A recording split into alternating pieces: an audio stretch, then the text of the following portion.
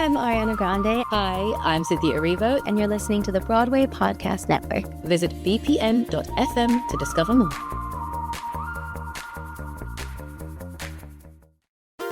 There's a cat over here. There's a cat over there. And the wrong one died. And the wrong one died.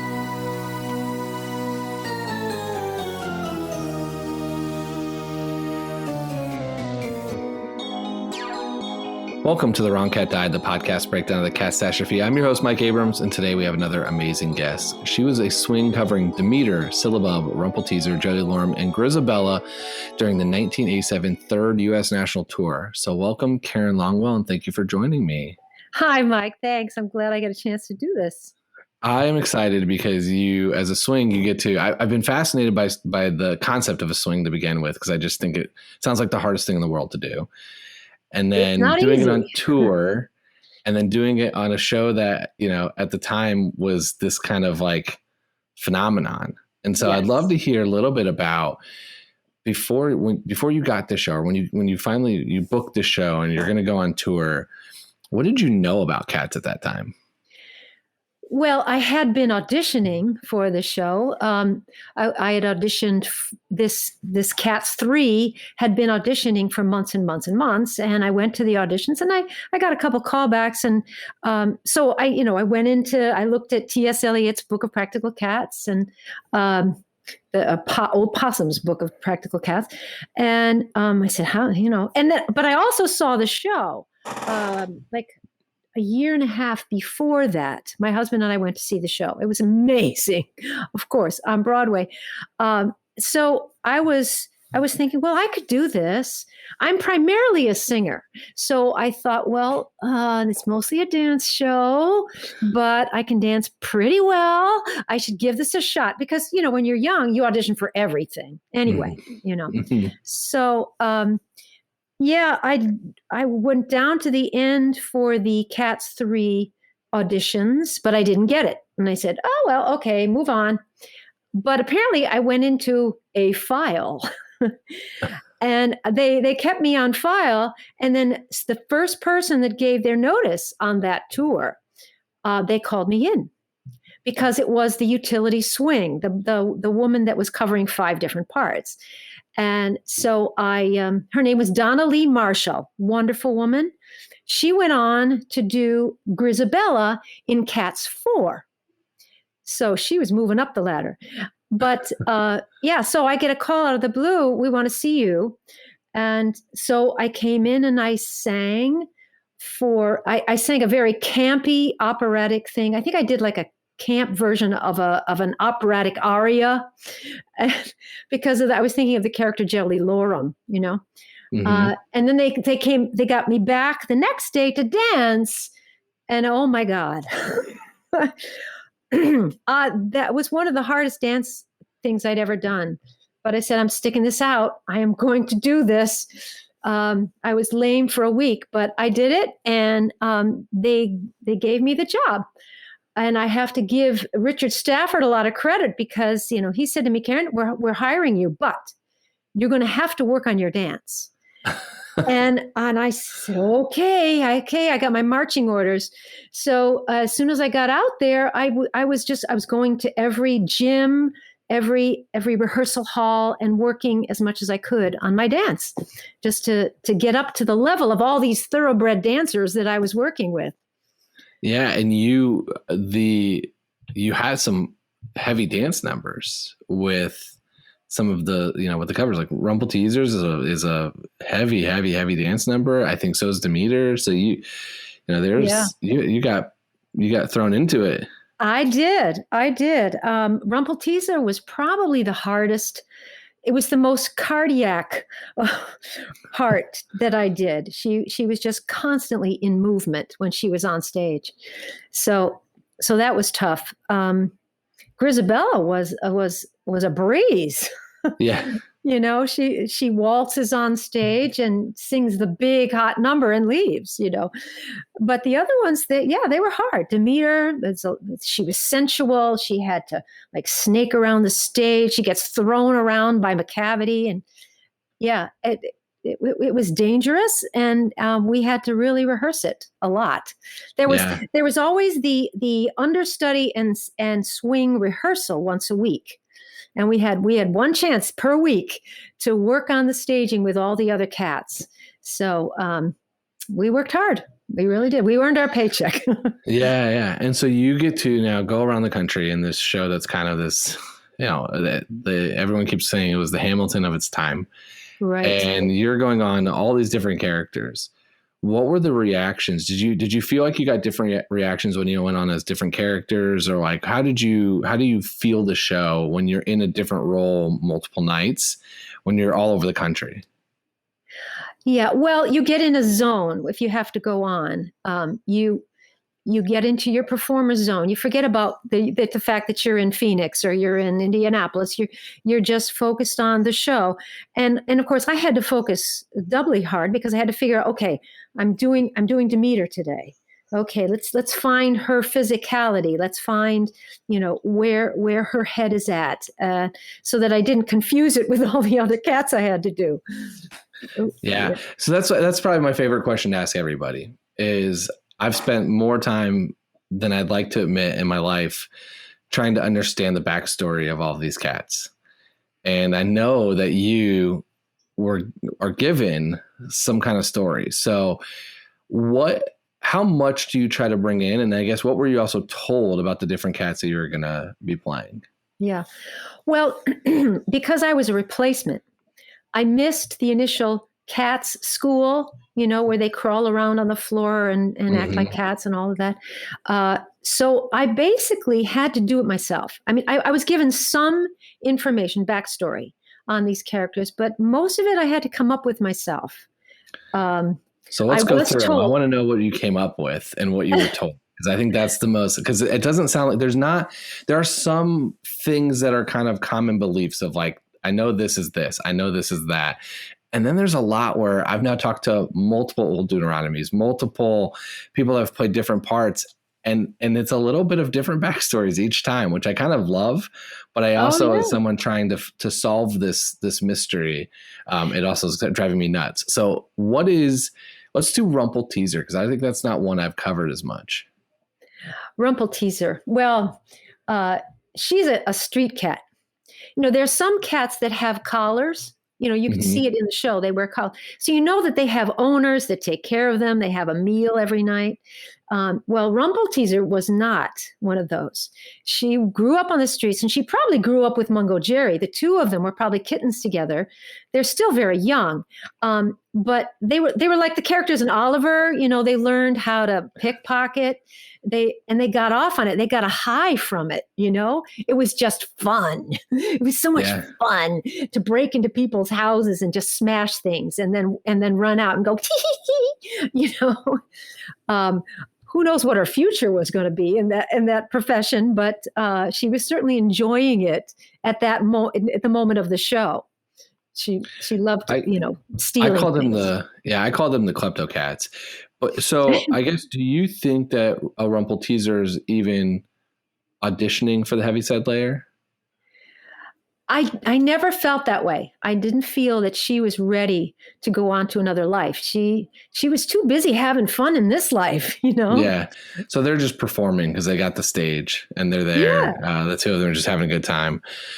What about Syllabub? Syllabub is a very young kitten, and she's well cared for, very healthy. She hangs out with Victoria. The two of them are best buds, and they tend to get corralled by Jelly Lorem and Jenny Anydots. Those two cats kind of mother them a little bit, and so they look to those. If they're ever frightened, they go straight for Jelly Lorem or Jenny Anydots in order to protect themselves, because there's a lot going on. It's very possible. I feel that Syllabub, this was probably her first Jellicle ball. I think she was invited to come first to this ball and this sweet young thing. And so she's very wide-eyed through the whole thing. Do you think there's a relation with Grizabella? I don't think she knew who Grizabella was. And I think that's part of her charm, is that her innocence. She doesn't understand any of Grizabella's life, never saw her before. So Deuteronomy puts his magical specialness into syllabub so that she could sing that song at the beginning of the second act, which is the same song that Grizabella sings. So she's innocent enough that she can absorb this energy and just accept Grizabella for who she is. Just look at her quizzically, like, this is interesting. Yeah. First ball, just happy to be there and not up for running as well. What about the one that I think there's a lot of theories on, but Demeter and the relationship, especially with Macavity? Oh, well, Demeter, I think of her as a woman who picks the wrong man all the time, She may have aspirations for the Heaviside Layer, but I don't know if she's totally ready. She's ready to do that. She had a bad relationship with this horrible, abusive man called Macavity. Well, we call him a cat. Okay, this cat Macavity, and escaped. She literally escaped his clutches. He was like holding her. I think of the movie Room, where this woman was stuck in this shed. She got out, and she's scared to death. She's going to go back in. And I think her focus is not on going to the Heaviside Layer. It's just staying alive. And Bombalurina is also trying very hard to, like, calm down, girl. Bombalurina probably had an affair with Macavity at some point, and she's just saying, "Say, loosen up, girl. This, you're fine now." Yeah. And then what about Grizabella? Grizabella, she's the one with the most depth. The poetry that she sings was not in the original Old Possum's Book of Practical Cats. The Behold the Cat Who Hesitates Toward You. That was a poem that he wrote in something called the Rhapsody of a Windy Night. And it was very serious about a downtrodden woman who's had a horrible life, probably prostitute, would hang out at Tottenham Court Road, which is the red light district. So she's seen the end. She's ready. She is so ready to be done with this horrible life. Of course, she had her glamorous moments, her Hollywood moments. Her I am the coolest, most sensual, fabulous cat in town, and now she's not. Why do you think she left the tribe? She was grand. She was very grand, and thought that she was above the tribe. There's a life lesson there. No one is higher than anybody else. She went off to try to seek her fortune, and she couldn't find it within this tribe, this small little group of cats that, sure, they're allowing me into their little special club, but I'm better than this. I'm going to go be a star. and then she wasn't a star. I mean, it's a pretty typical story, actually, of like you can use parallels to Hollywood or theater. People who are on top and then they're not. The redemption story for sure is always it's a common theme. I do think, and I'd love to hear, having been in the show, saw the show, early on when it came, you said you saw it before you kind of got the role. Yeah. How would you tell somebody who's never seen the show and is about to go see, the next tour or whenever it's back on Broadway, what they're going to go see? How would you say, here's my description of Cats to you? Oh, gosh. Okay. Don't go expecting a plot.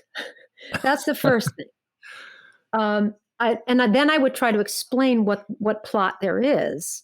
And then I'd say, just go and enjoy little vignettes of really fun, beautiful dancing, beautiful singing, and just have fun. Don't expect anything. Don't go there expecting, a Pulitzer Prize winning, One Flew Over the Cuckoo's Nest. It's not, or Yeah, anything like that.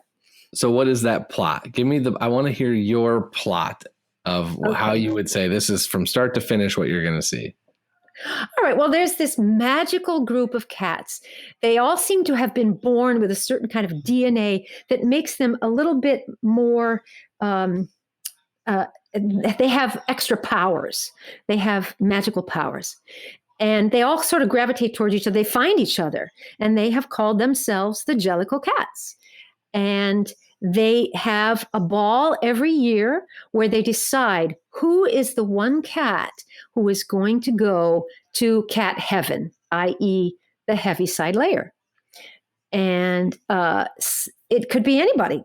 And everybody who wants to go on does their campaign to Old Deuteronomy to ask him if they could be the chosen one this year. But it's mostly about getting together and having a huge party, basically. Yeah. Okay. So I kind of love that. I did want to see a little bit of did you see the 1998 movie or the 2019 movie? I saw both, actually. Saw both. What did you think about the I'm more interested in the 2019 movie.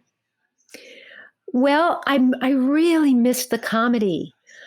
What happened to all the funny, the funny lines and, Rumpelteazer and Mungo Jerry, they just, there wasn't anything cute and funny happening there. I missed that. Yeah. It was very serious. I loved what they did with Mr. Mistopheles, how he was so insecure. He didn't really understand his powers because he was just scared, very scared.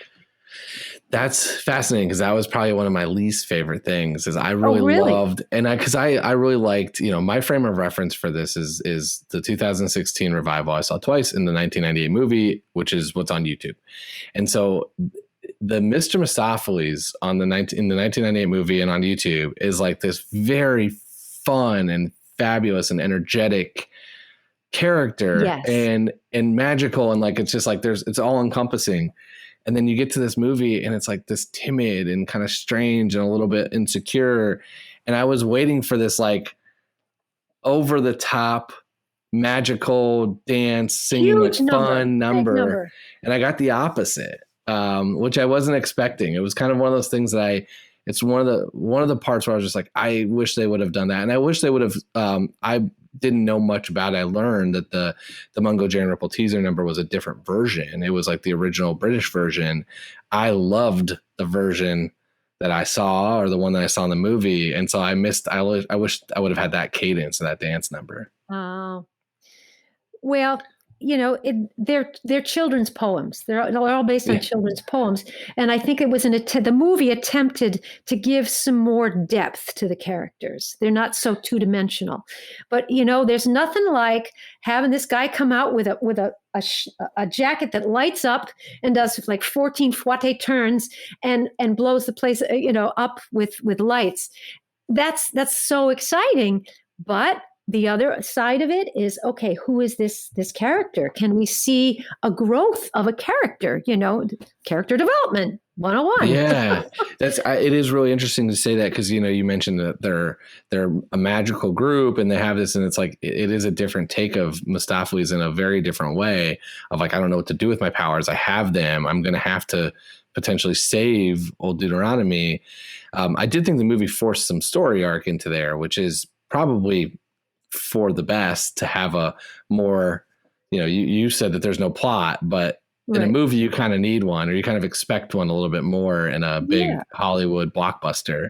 And so I think that was where a lot of their potential errors came from. Well, there's a lot of criticism on that movie. Yeah. Well, I still found it entertaining. I mean, I really don't understand the vitriol behind this movie. Why is everybody vilifying this movie now? I mean, okay, it wasn't the best, but it was still fun, and I'm sure kids will still enjoy it, I can tell you where I think they made a few errors, not in the movie, just in the leading up to the movie. They launched the first trailer on the same day as Top Gun. And the trailer was very, very, very over the top. It was hard to follow. It was like different cat sizes here, different cat sizes there. And if you're not familiar with the musical and you're going to go see $100 million movie with a lot of household names, a lot of huge actors that's supposed to be there, it's kind of a strange thing to kind of go see. It's like it's cats by humans. They're a little bit human, a little bit cat. And it's not the magic of theater where it's like, oh, that's really cool. They're in costume and makeup, but you're still really seeing like live theater. It was CGI'd, and it was CGI'd in some cases in ways it looks like. And then that was, I think, the second biggest errors is that it sounds like they didn't finish it until the day of. And I think that's what I heard. They ran out of time to really CGI it the way they wanted to. Wanted to do it. And so there were definitely some parts that were a little interesting in that. But there was a lot of other things I had with the movie. We definitely did a big debrief when we went and saw it. But I think that's the biggest thing is that it got a lot of press and a lot of buzz, and then it didn't fully deliver on what you kind of would have expected. Yeah, I think that was it. There was a letdown. But, it's not everybody's cup of tea. My son says he thinks the whole idea is creepy. People dressing up as cats, he's creeped out by it. It definitely has a huge, huge fan base, an incredibly passionate, like super fan base. And then it has a bunch of haters. And I think the reason it has some haters is it's easy to poke fun at, which, as you know, I've got multiple episodes kind of poking fun at the plot and the characters, but it's an easy punchline. I've yet to find anybody, and this is my call to anybody, any listeners, which I'm assuming they're not listening if you hate cats, but I've yet to have anybody tell me a very good reason why they didn't like it. It's always like, I just didn't enjoy it. It's not my cup of tea. I think it's a little creepy, but I've never heard like a really detailed, like, it was bad because of X, Y, and Z. And I think it's because it's really not bad. It's really good. And it's just like, it just is different. And so if that different is not your cup of tea, then it's not for you. Yeah. If you're going there expecting to see, an exposition, a development, and a final denouement or whatever, you're not going to get that.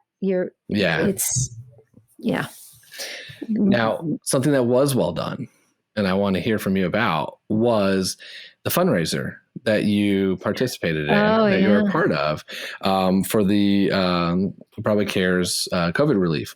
And so I know that you did, you actually did a little bit of puppeteering in the video. Yeah. Tell me about that.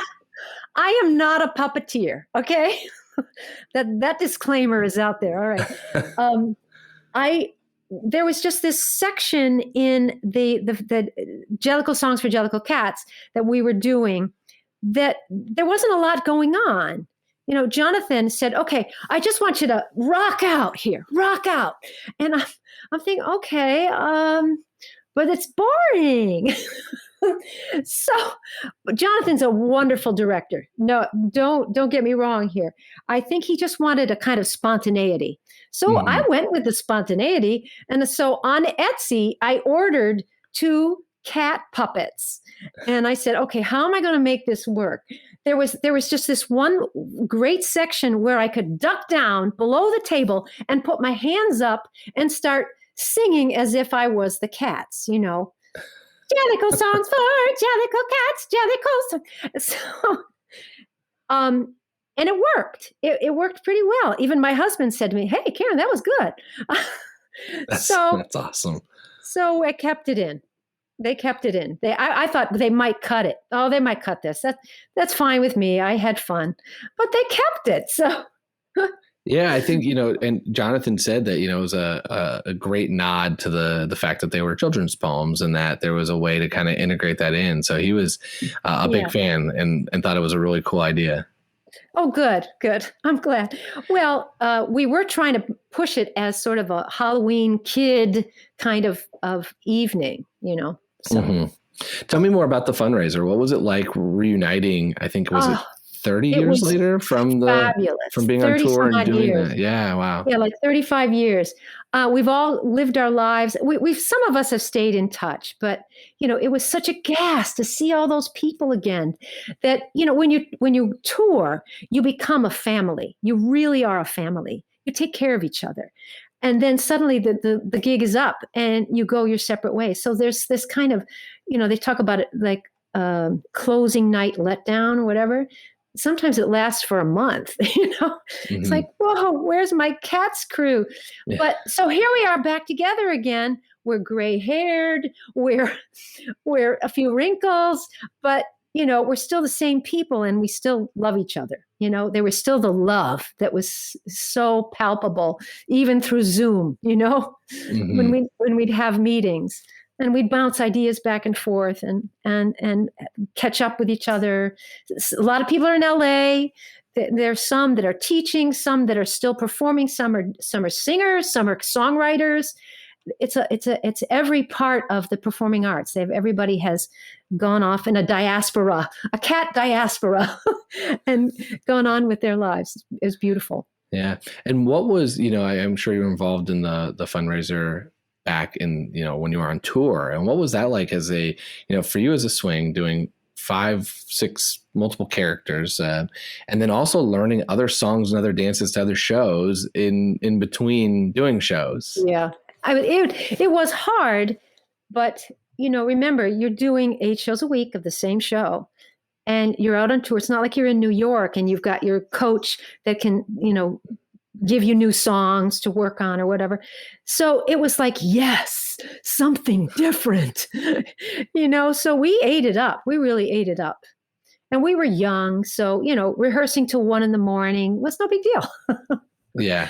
I couldn't do that now, but yeah. Now I want to do a few rapid fire questions about the show. I've got a new one that I'm excited to see your answer on. So the first one is, I know you've played many different Cats, but if you could play any single one, forget the male, female, forget if it's in your vocal range, forget if it's a dance number, just if you could just do any track, which Cat would you want to do most? Oh, well, there's 2. You can have 2. I would love to either do Gus, the theater cat, and Gus Growl Tiger, or Jelly Lorem Griddlebone. That whole segment there, that was so much fun going on and hearing the audience laugh and going for the laugh. I love that. I really do. I love that that's an answer. That's a section that I just don't know much about, because it's not one that I've seen a lot of variations on, because it wasn't in the revival, I don't believe. And there was, it's not in every single production, which means that there's limited ways to kind of see what that different change is. Yeah. I don't know why they cut it. I know the Cats, none of them liked to do the Siamese Cats. Everybody hated doing the Siamese because talk about masks. Everybody's wearing masks. It smashed your nose and you couldn't breathe, and all that was open was your eyes and your mouth. So, and you could hardly see, and maybe that was why they cut it. Who knows? Maybe that is it. What was your favorite and least favorite character? Cat's character. My favorite character. Yeah, which cat? I mean, Grizabella, she had the most depth, the most to work with as an actor, My least favorite? The Siamese. I don't know. The Siamese. Oh, gosh. Well, there's a lot of the male characters I don't even know anything about. Like Tumble Brutus, Pouncival, Alonso. I had very little interaction with them. So you're just going to count one of those out. Least favorite. Yeah. Okay. Yeah. That's fair. What about your favorite song in the show? I loved singing Demeter. That was fun to be sensual and just slink around and yeah. I've gone through waves as I've watched and, recorded for the show and kind of listened for this podcast.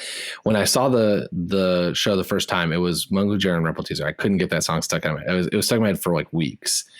But the more I've prepped, it's McCavity. It's like, as I've listened to the album more, every single time it's McCavity. And so I'm with you that I think that's one of the most catchy songs of the entire thing. Yeah, yeah. It's catchy. Well, that and Mistopheles. Oh, well, I never was there. Kid, I teach a lot, and my kids love that song. Mm-hmm. They love singing it. Okay, this is my new question, and I think it's a little different. So, which cat do you think would be thriving in the 80s, the era of the 80s, and which cat do you think would be thriving in the era, like the 2020s, the 2020s, like this era versus in the 80s? Which character would be in their element in either period of time?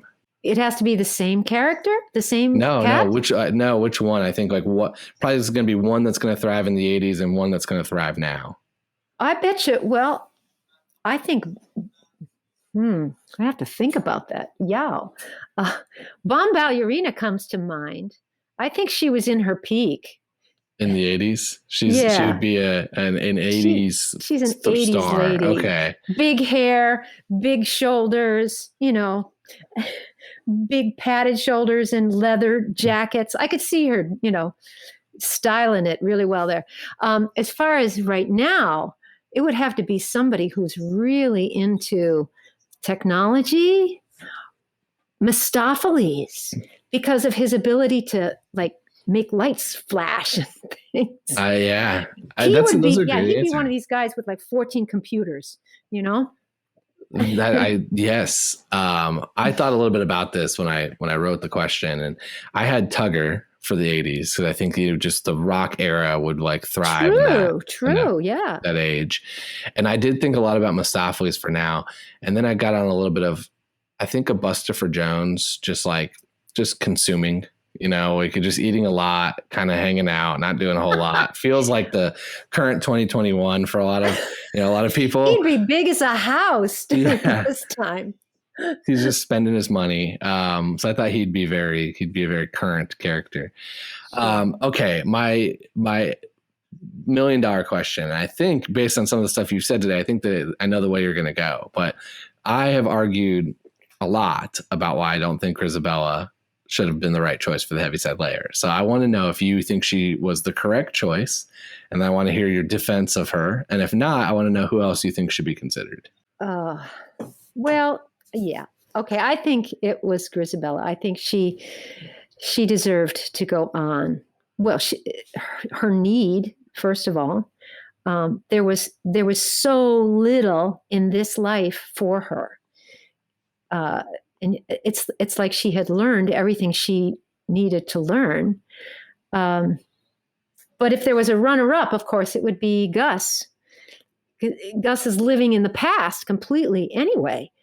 So he's not living in the present, or he has no future. He doesn't think about the future. So that seemed to be, that would be my runner-up. I'm sorry, I'm being very, it's very middle of the road, but no, it's fine. I think there's a million different ways to argue this, which is the fun of it. How do you think Old Deuteronomy makes the decision?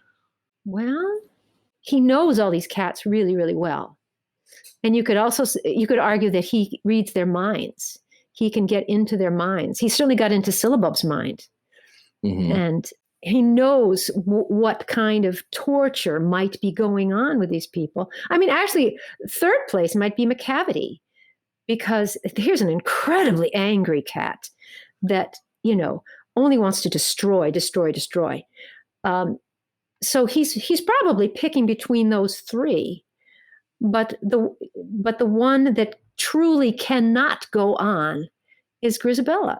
She falls to the ground at the end there when she's singing that song, like, I can't go on anymore. And that may have been the thing that kicked him over to say, okay, it's her. Yeah, I have heard this is what I love about the shows. There's so many ways to interpret it. And there's so many ways to kind of say, here's why the decision was made. Here's why that decision shouldn't have been made. And it seems like the consensus is it's between Grizabella and Gus, because the two most, like, they're on the older side for, in the cat world. And they have the depth of being able to do that. I do think there's a lot of really interesting arguments to make against a lot of other characters, though. And it depends on how you frame. It seems like it all, to me, depends on how you frame Old Deuteronomy's decision. Meaning that if you're going to do it purely on who's deserving, it's probably Gus. If there's on need, it's probably Grizabella. If it's on performance, because that's kind of the way they tee it up, is we're going to watch all these performances to see who deserves to go. Yeah. Then it opens up a whole different game of like, well, let's look at some of the kittens or some of the young ones, because there's some really good performances that are in there as well. Okay, if you're going to base it purely on performance, I would say Mistopheles. Mistopheles is performance. Okay. I like it. That's how that was how I interpret it. Mistopheles and Tugger together. It's sort of like winning America's Got Talent. I think then it becomes the talent show, That's exactly how I watched it. And that is exactly where this whole thing comes from, is because I saw X Factor. I felt like I saw the X Factor, and that meant that you can combine cats together to make a cat band and send them together to win. And that's what I did. But that's again, the fun of this is that I know I'm probably wrong, but I have, 50 episodes or so of arguing why I'm right. And so I'm going to stick with it until I hear the most compelling, this is why it's Grizabella. And it's probably going to take an Andrew Lloyd Webber or an Andy Blankenbuehler or somebody, to like really talk me into it. Someone who I can say, well, I can't really argue against that. Yeah. But so my other question to you is what are you, I know you said you're teaching, what else are you doing these days? Well, I am a teacher of voice and piano. I teach in 2 different schools up here in Westchester, and I also have my private students. I'm also a music director at a church. It's a very hip church. I love them. It's the Yorktown United Methodist Church. We do a lot of contemporary Christian music, and we have a praise band and a choir, and it's a lot of fun. I enjoy that a lot. But the teaching is really fulfilling and challenging to get children. It's mostly music, so that's where my thrust is, to get them to appreciate music and to not be afraid to sing out and enjoy it. There's a lot of this America's Got Talent. People are afraid to open their mouths to sing because they're competing with people they hear on all these talent shows. Mm-hmm. So I find that's a hurdle that I have to get over. Come on, we're just going to sing. We're going to sing for fun. Okay. Yeah. And are you taking students? How can people get in touch with you? Yes, I have my website, KarenLongwell.com, just like it sounds. I have a Facebook page and an Instagram account, so you can reach me in any of those places if you'd like to have some lessons. And I do virtual, so I can teach people in Thailand. I can teach people in London, whatever. Do you do, how many requests have you gotten for Cat's songs? Do you do voice on singing certain ones? And I know that you can play memory on the piano because I've heard it. Oh, that's right. Well, not a lot of people know that I did Cats. It's interesting. My students, anyway. It's not like I wear it on my sleeve or anything.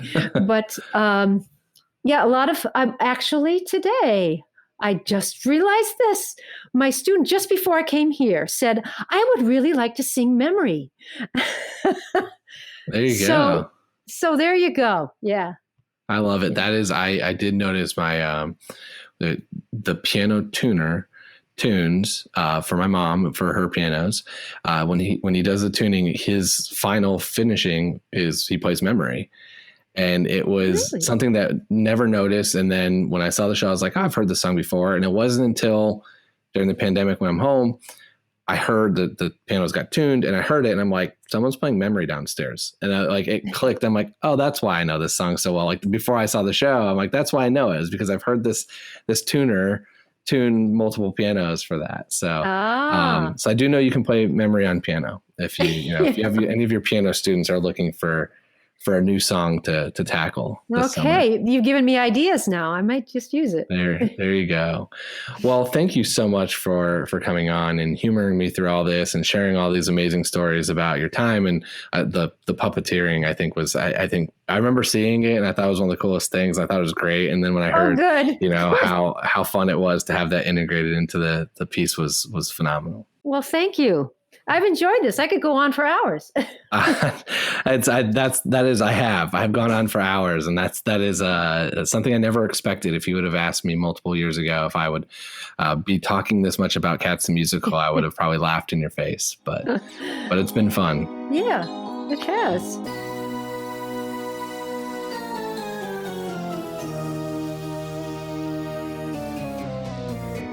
And thank you, everyone, for listening to this episode of The Wrong Cat Died, the podcast breakdown of the catastrophe. To follow along, you can subscribe on Apple Podcasts, Spotify, Stitcher, or anywhere else you listen to podcasts.